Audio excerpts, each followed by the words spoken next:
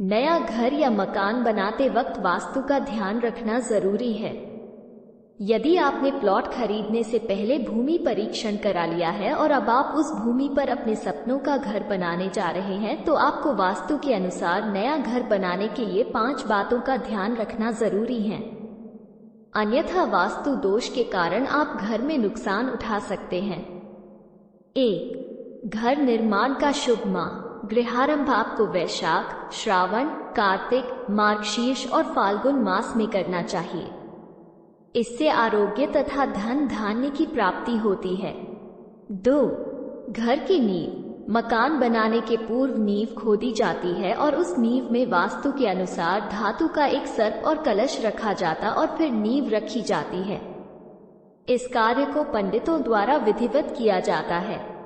इसमें यही भाव रहता है कि जैसे शेषनाग अपने फण पर संपूर्ण पृथ्वी को धारण किए हुए है और रक्षा किए हुए हैं, उसी प्रकार मेरे इस भवन की भी रक्षा करें।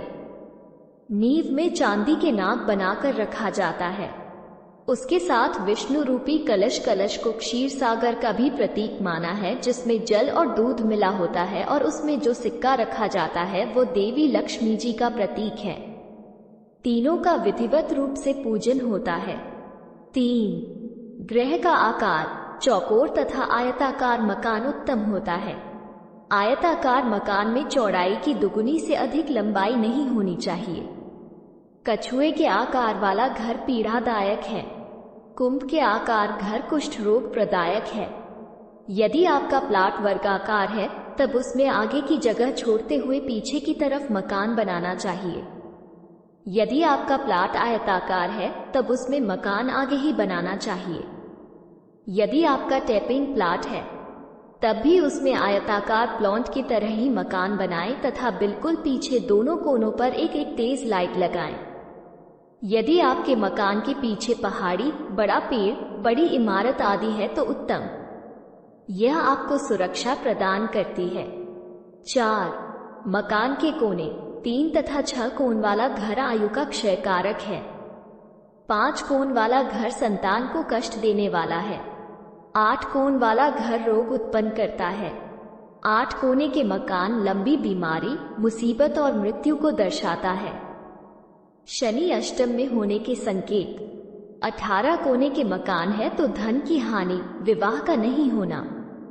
विवाह हो जाए तो विधुर विधवा योग बनते हैं। इसी तरह 3 और 13 कोने वाला मकान साजिश में बर्बादी को दर्शाता है। 5 कोने वाला मकान संतान की बर्बादी। 5. वास्तु पूजा। कई लोग घर की वास्तु पूजा कराए बगैर ही मकान में शिफ्ट हो जाते हैं, परंतु पहले वास्तु पूजा के साथ ही क्षेत्र देव पूजा भी करना चाहिए, क्योंकि इसी से जो वास्तु दोष रह गया हो वो मिट जाता है और क्षेत्र पूजा से उस क्षेत्र की पराशक्तियां आपकी रक्षा करती हैं। झेलम स्टूडियोज परिवार के ओर से आपको ढेर सारी शुभकामनाएं। ऐसे ही और कहानियां सुनने के लिए पुनः पधारें। आपका दिन शुभ हो।